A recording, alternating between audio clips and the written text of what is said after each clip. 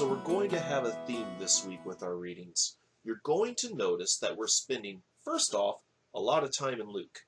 Most of this week is going to be in the Gospel of Luke. But especially, we're going to be reading Luke's coverage of Jesus' parables. Now that brings up our important point of the week. Why does Jesus use parables? What was the purpose? What was the point of Jesus's parables? Now, it seems strange to say this, but it's the truth. Jesus used parables specifically so not everybody would understand his teachings. This is what he tells us in the Gospel of Mark, chapter 4, starting in verse 10. It says, "And when he was alone, those around him with the 12 asked him about the parables.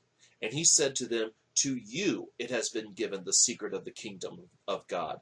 But for those outside, everything is in parables, so that they may indeed see, but not perceive, and may indeed hear, but not understand, lest they should turn and be forgiven.'"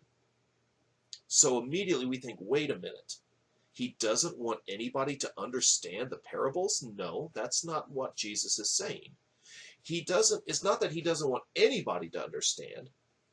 There were some that indeed would understand. There's a proverb.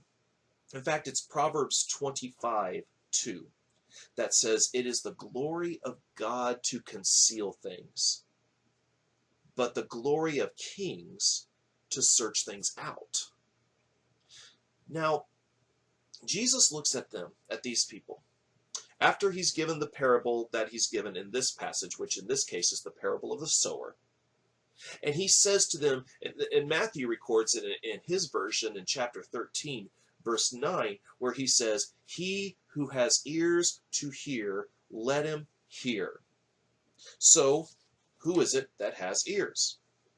Well, at the time, it meant those that were picked by God to be the apostles. Jesus wanted the message of the kingdom to be understood by them alone because it wasn't time for a lot of people to receive faith yet. Jesus needed to go to the cross, and he knew if the Israelites heard and understood Jesus' true message, he would not go to the cross.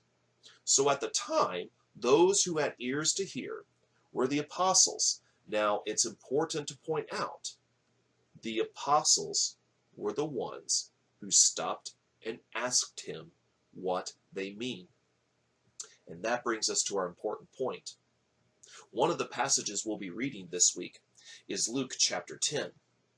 We're going to look at verses 38 through 42, especially. It's the story of Mary and Martha. Now, it's a common story. We all know it.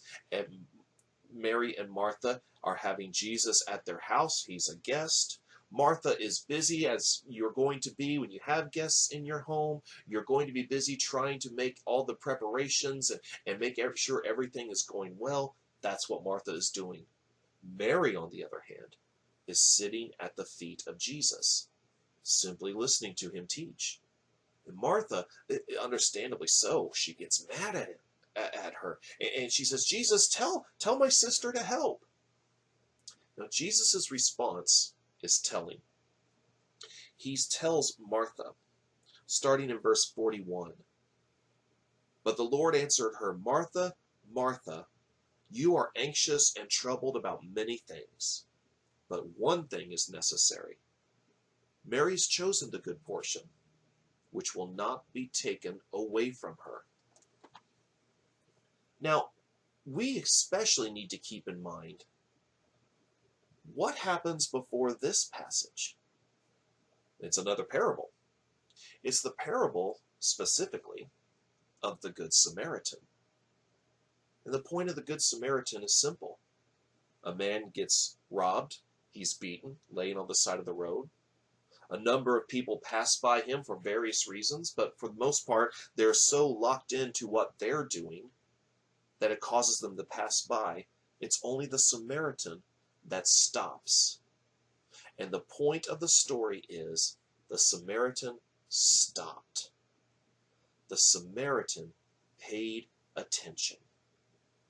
So when we look at the Good Samaritan, when we look at the story of Mary and Martha, when we consider one of the great lessons of Luke chapter 10, it's this: slow down. Jesus looks at Martha and says, you are worried about so many things. Mary's worried about one thing: listening to me. How many times does God admonish the disciples in the Gospels to just simply stop and listen? How many times is God admonishing us in our hearts to slow down and listen? Let me ask you a question. Is your life focused on the one thing or the many things? Look at your calendars. What's written on them? Everywhere you have to be, everything you have to do. Do you have time with God written down? The Bible can make sense to anyone who slows down and investigates and seeks what is concealed. And Jesus said, it is only the one thing that will not be taken away. So this week, let's learn how to slow down. Because let's face it, how many of us, when we come to the end of our life, is going to say, boy, I wish I had crammed more things into my calendar. I really wish I had tried to be more places and put more appointments and more sports and more everything I possibly could into my calendar. Or how many of us are going to come to the end of our lives and say, I really wish I had spent more time with the Lord? Seek the one thing, because it is the only thing that will not be taken away. Slow down.